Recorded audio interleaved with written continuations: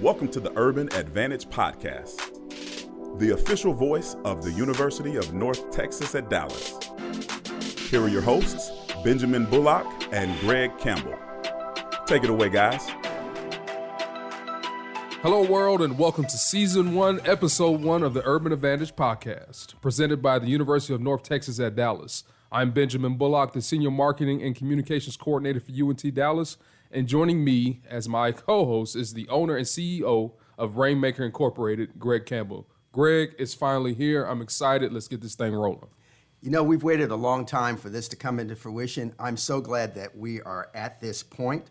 It's great excitement. It's something that is going to tie the community, the university, the students, the faculty, everybody together. We're going to be creating something wonderful here for this community. Yeah, and I can't wait to get this thing rolling. And today's the first episode, obviously. And just a quick background about myself. Like I said, my name is Benjamin Bullock. I recently just started here at UNT Dallas back in January after transitioning from Baton Rouge, Louisiana, where I worked for the great LSU Tigers. I was a video content producer there, worked directly with football, women's basketball, softball, and some other sports. And working in the SEC was great, man, but I think this transition out of sports, which I was in since I was about 18 years old, been great. Shout out to my boss, Paul Corliss, for giving me the opportunity. That's great. And I understand now that you have been in many, many cities over the last several years. Many cities, man. So Dallas is my fifth city in 8 years. So, and I actually, even growing up, man, I was born in LA, spent 5 weeks there. Moved to upstate New York and Rochester. Spent 2 years there, lived in Delaware for a little bit, moved to Chicago, moved back to Delaware, stayed in Delaware for college and everything, and then went to Connecticut, worked at ESPN as a production assistant, moved to Kansas City, got my master's degree, and did some sports information for UMKC, went back to Delaware, worked at my alma mater, Delaware State, went to Baton Rouge, worked at LSU, now I'm in Dallas, and I'm happy, and I'm not moving anymore. So you got traded here to Dallas for a player to be named later and some kind of compensation. So I you're think here now. I think it was a sign and trade, but I'm unrestricted. I was unrestricted, but now I'm good, and I signed a long-term deal with UNT Dallas. And I understand this was a big year for you because you got married. I did. I got married in June 8th in Atlanta, Georgia, to my beautiful wife, Anya Washington. Now, Bullock. All right, ladies, that means you have to back up.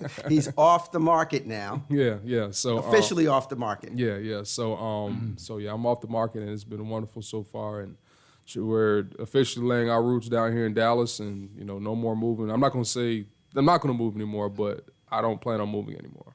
Well, that's great. A little bit about me, Greg Campbell.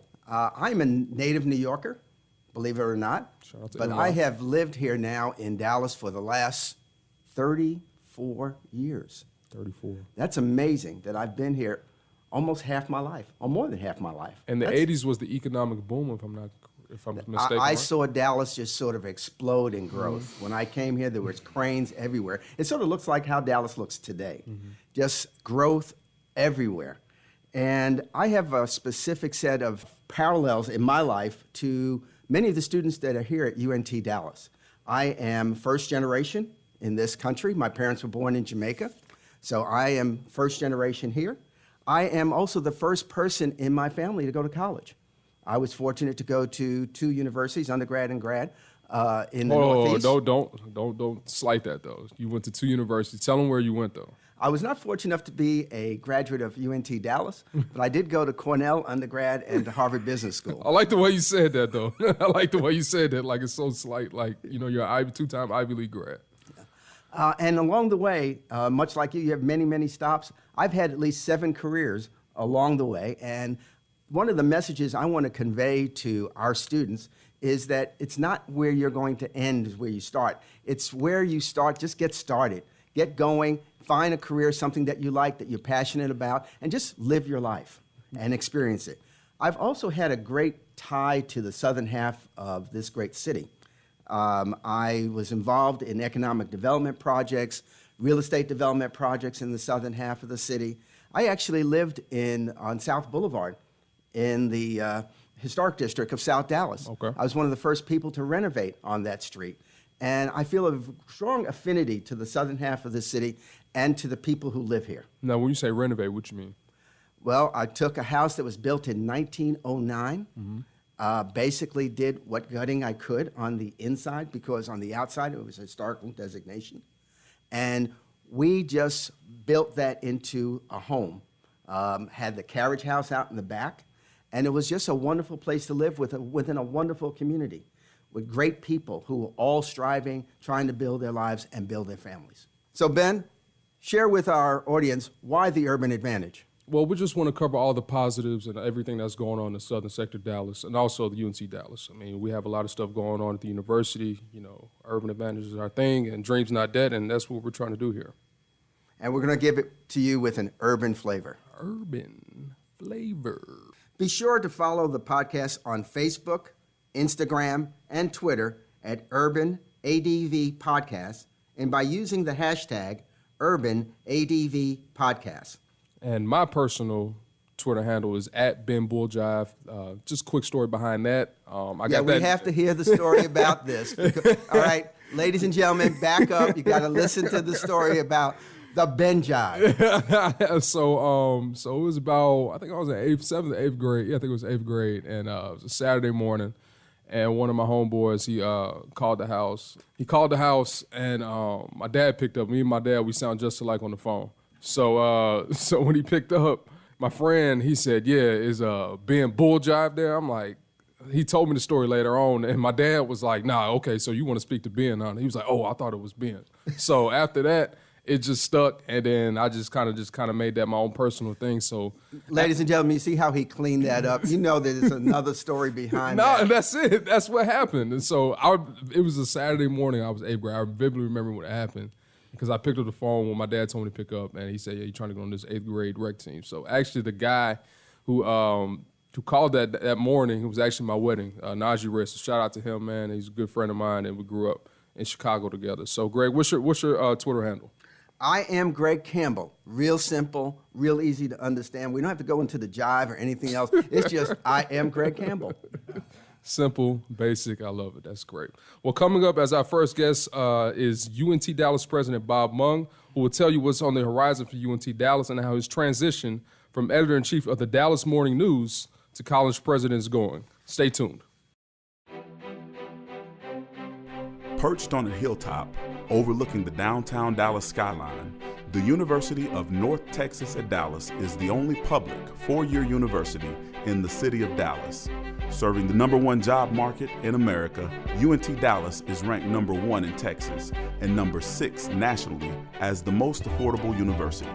We as Trailblazers believe that every student should have the opportunity to earn a college degree regardless of their economic background, and we deliver. For more information, visit untdallas.edu. Blaze your trail.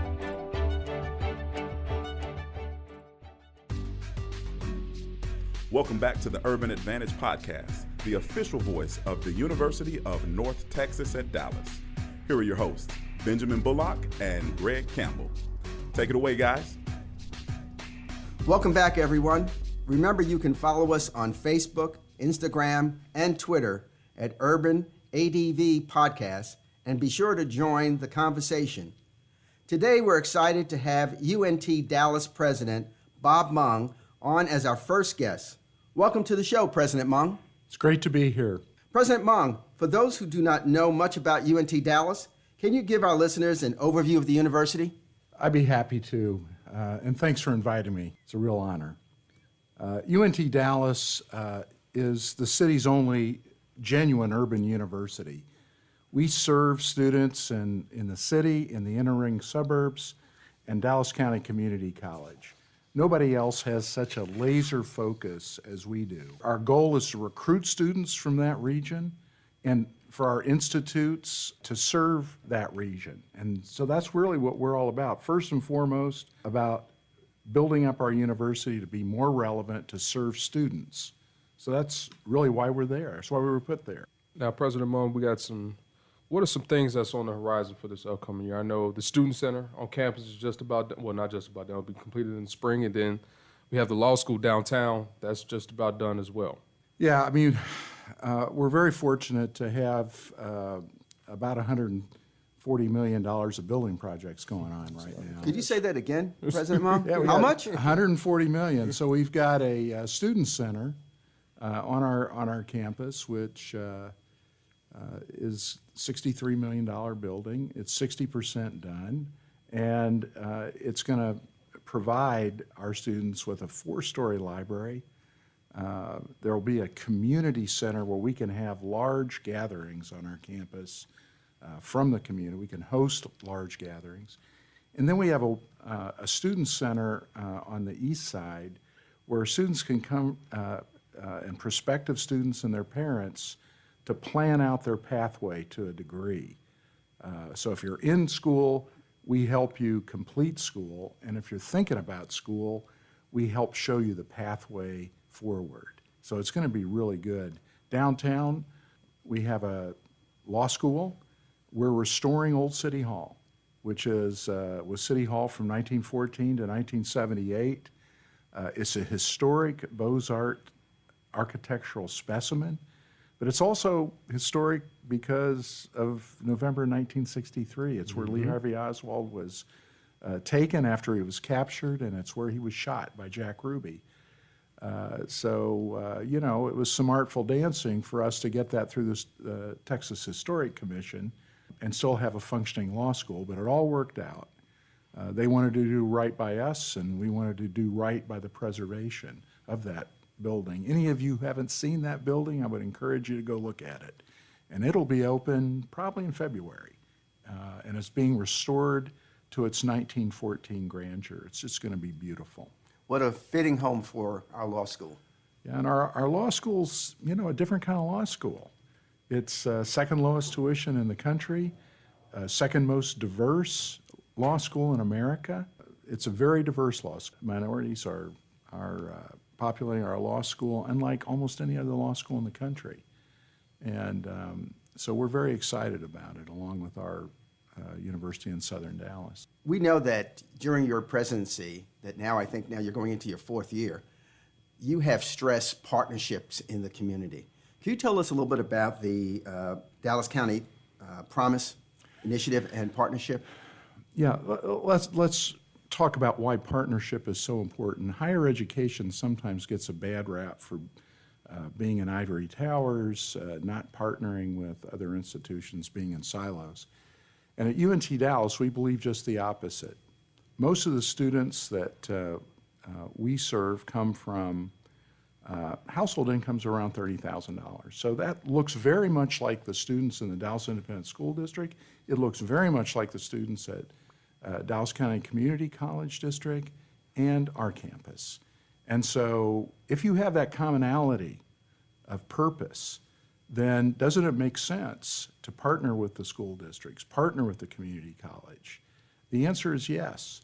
In fact, last week at the kickoff of the community college academic year, UNT Dallas received the Chancellor's Award for being the best university partner. That's awesome. And so we take partnership very seriously. And partnership's all about building trust. Trust with families, trust with parents, and trust, frankly, with the community college and school district.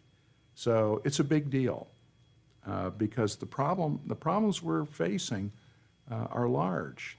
Most of our students, most of the students in the school district, most of the students in the community college, their parents didn't go to college. So they can't fall back on their parents and say, you know, what should I do next? These kids are developing their pathways, right, and they need assistance. They're driven to succeed, but they also need, you know, conscientious assistance, and that's what we're trying to develop through these partnerships. President Mong, would you give us just an overview of how that particular partnership works? Well, let's talk about the promise first. Right now, there are good jobs that are going wanting in our community. 65% of what I would call entry-level to mid-level, high-paying jobs require at least an associate degree. In Dallas County, only 37% of adults have an associate's degree or more. So you see the mismatch. So it's important to increase the educational attainment among young students and early income students in that 25 to 34 range.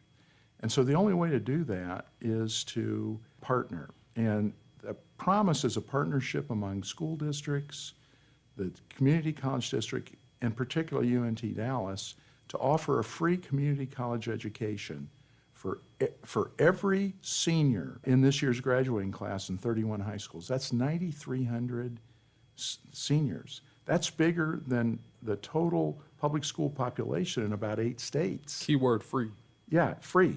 So these kids all they have to do is sign a pledge card, get their financial aid information done by March, and then sign up by this July. They had to sign up by July 31st. And so community college enrollment from these 31 high schools is up 40+% this fall. So it's working. It's up 40%. And as fate would have it, some of those students decided to come to UNT Dallas. And so our enrollment in those 31 high schools is up 30%. So we benefited as well. But again, if you think partnerships, we're not out for ourselves. We're recruiting other 4 years to get involved in this program. SMU's in now, Midwestern State, a couple of others. I think TWU's coming in for the second cohort. So it's a big deal. Again, the point is to increase the number of kids going to college. And so far, it's working. So if you have a college dream and you're listening to this podcast, there's no reason for you not to be able to attend college. Finances should not stand in the way. Just because your family had not had any college experience, just like mine didn't have college experience. My mother graduated from high school. My father made it to the 8th grade. There was still an emphasis about going to college in my family. And I know many, many families in this Dallas area, particularly those who are immigrant families, are looking at college as a way to set a path forward, to get to a place of being secure as a family. So President Mong, great job. And I understand that this past year has been a phenomenal year for the university. We were put here to serve an under-resourced population, and our growth had been flat for a number of years. But in the last 3 years, we've really operated with community in mind. And so we wanted to create a campus that was welcoming to urban students, where they would be supported, where they could see students who were ahead of them actually graduating, getting good jobs. This year, our May graduating class, for the first time, we sent 2 of our students to medical school, first time in our history, and we sent 1 of our grads to an Ivy League graduate school. Alejandro. That's historical. Our growth in the last 2 years has been 41%, which is by far the greatest enrollment growth in the area in North Texas. Enrollment's not enough because you can bring them in and they just walk right out the door in a year. But when I got here, our retention rate, first to second year, was about 50%, very low. Today it's 77% and growing. So you have to enroll, and then you have to work hard to retain the students. And then you have to work hard to make sure that they're graduating. That's how we keep ourselves honest. Strong enrollment growth, measure our retention, and then make sure that we have more and more young people graduating from our school. On all 3 of those measurements, we're at historic levels right now and growing. So we'll announce record enrollment again this fall. So, things are going very well. The other thing we're really trying to do, keep the debt for our students low. And I'm happy to say for the second year in a row, a national, highly regarded national entity, a national institution, ranked UNT Dallas as having the lowest debt upon graduation of any public university in Texas. That's great. And there are a lot of public universities in Texas.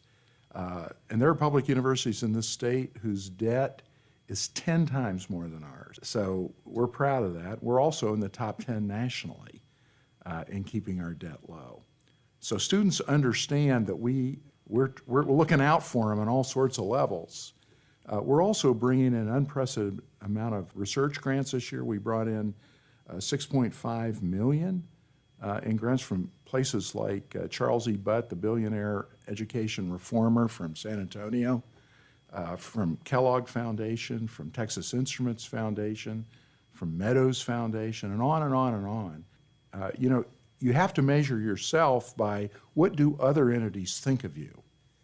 And when those kinds of institutions are giving you research dollars to enhance your educational programming, then you know that you're making progress. A lot more progress to make, but I think we're hitting it pretty well right now on the research side. Now, President Mong, and it was all great facts you gave. And just for me, when I first got this job and I found out you were a journalist and you were the editor-in-chief of the Dallas Morning News, which is one of the biggest publications in the country, why did you make the switch to UNT Dallas to become president? Because clearly I think you've always had a passion for higher education, but what about UNT Dallas attracted you to that? Well, first of all, I was recruited for the job.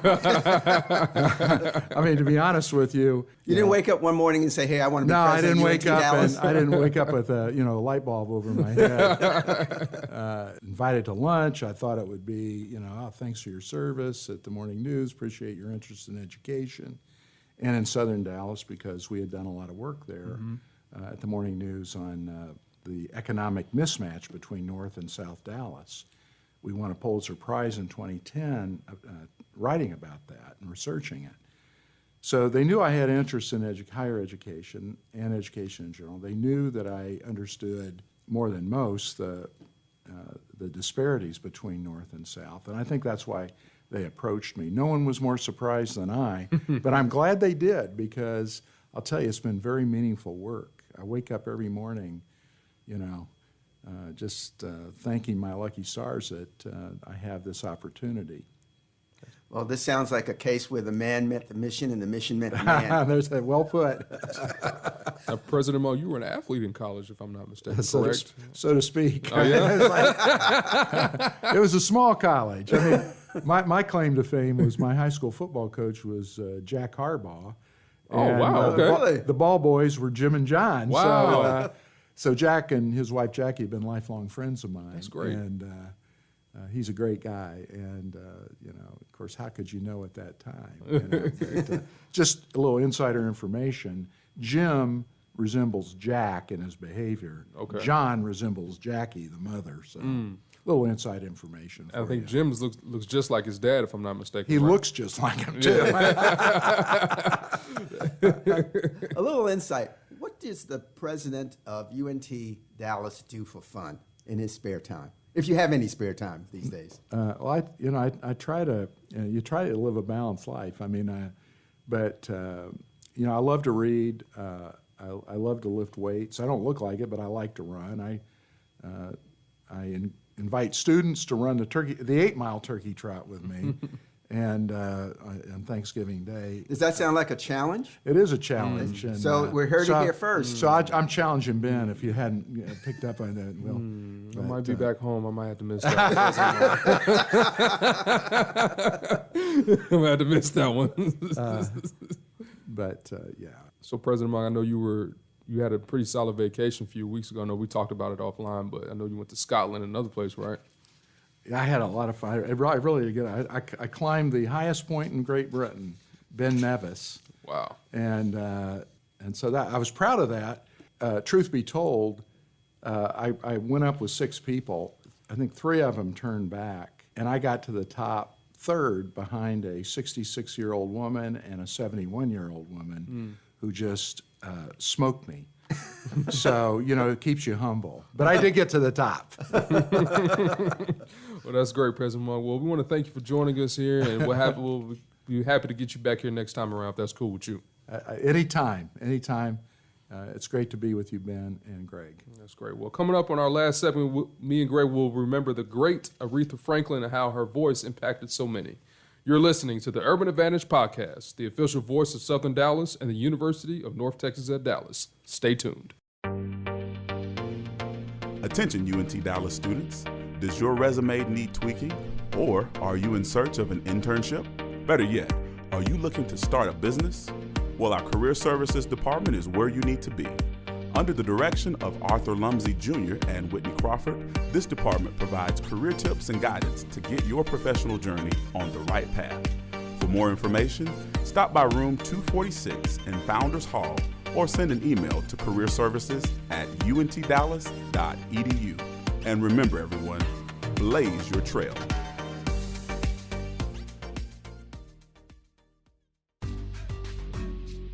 Welcome back to the Urban Advantage Podcast, the official voice of the University of North Texas at Dallas.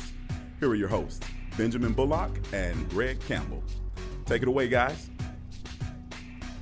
Welcome back, everyone, for our last segment. Remember, you can follow us on Facebook, Instagram, and Twitter at Urban ADV Podcast. Again, that's Urban ADV Podcast, and be sure that you guys can join the conversation. Now, over the weekend, we saw the great Aretha Franklin laid to rest. And Greg, I just want to know, what were your first early memories of the Queen of Soul? Because I know probably growing up, like 70s, 60s, you know, she was pretty hot around that time. So besides calling me an old man. Nah, man, wise man. Thank you very much. No, on a serious note, I experienced Aretha Franklin very, very deeply. And this past week with her passing has been a trip down memory lane for me. It's been very heartfelt. I have memories of Aretha Franklin in two perspectives. One, as you know, in the 70s, I was a radio DJ. Mm-hmm.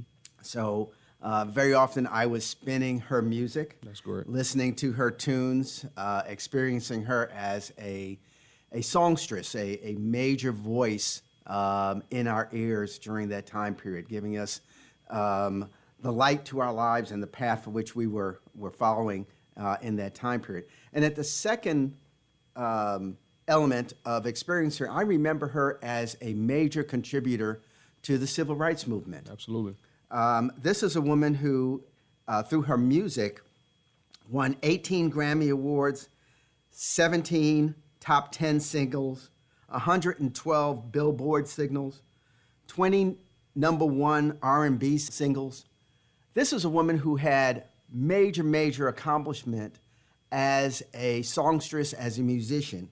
But aside from that, she stood up for civil rights. She stood up for women's rights. She was a champion of Native American rights and interest. Mm-hmm. If you listen to the words of respect, if you listen to the words of natural woman, if you listen to the words of who's zooming who, you'll hear messages about the movement, about the cause. Many of you may not even know that Aretha Franklin would do concerts and donate the proceeds of those concerts to cover the bail of people like Angela Davis, Freedom Riders and all like the Freedom Riders, like Martin Luther King. She was using her talent not only to inspire us with her music, but also the financial proceeds to cover the needs of the movement during the 60s and 70s. She went on to continue to be an inspiration for many musicians and to be the soul, the deep soul Queen of for Soul. Detroit. Yes, sir. We honor the Queen of Soul this day, and I'm thankful to having had the opportunity of listening and experiencing the great Aretha Franklin. And Aretha actually had some ties to Dallas, for those who didn't know. She actually used to come down to Dallas with her dad, who's a Baptist preacher in Detroit, and come down and sing at the local churches as a teenager. And I'm pretty sure that I would have loved to have been a fly on the wall back then, you know, especially coming down to the South in the 50s and the 60s, that era. You know, it was probably very interesting. And I know, you know, just from my perspective, the first thing I have to think about Aretha, this might be kind of funny, but it's her being in the Blues Brother movies. Who knew that she could act? Yeah, she could act too. She was a well-rounded individual, actress, singer, and also a musician in terms of playing the piano. You know, she marched with Martin Luther King as a civil rights activist. She sang at his funeral. Mm-hmm. She sang sang at many presidential inaugurations. Can you remember her rendition of Amazing Grace? Can you remember her rendition of My Country 'Tis of Thee at Obama's inauguration? She cried like a baby. It's amazing how she touched us and how she left us. There'll never be another Aretha Franklin, Never. But she paved the way for many others to follow her. Absolutely. And, you know, just for me, you know, respect comes to mind. You know, You Make Me Feel, that's another one of her best songs. And her voice was just such an amazing feeling just to hear. Because you can sometimes, like for example, with today's music and even back then, You can say, oh, he sounds like this person or she sounds like this person. Don't nobody sound like Aretha, not even close. I don't know if you saw the interview with Stevie Wonder. Stevie Wonder said, you know, when I would write something and share it with Aretha and she would record it, it was her song. It was no longer my song. So when Aretha got a song, she made it her own. I mean, that's her, man. She's queen of soul. She let you know, too. No problem. You That's know what I true. mean? So, Aretha Franklin, we're going to miss you and rest in peace. I know you're in a better place with all the other great musicians, and you know we're just going to wish your family the best. And Respect. yes, and you making me feel the way you do, and we love you, Aretha. So, well, that'll do it for this week's show. For Benjamin Bullock and Greg Campbell, thank you for listening to the Urban Advantage Podcast, the official voice of Southern Dallas and the University of North Texas at Dallas. Catch you next time, y'all. Take care.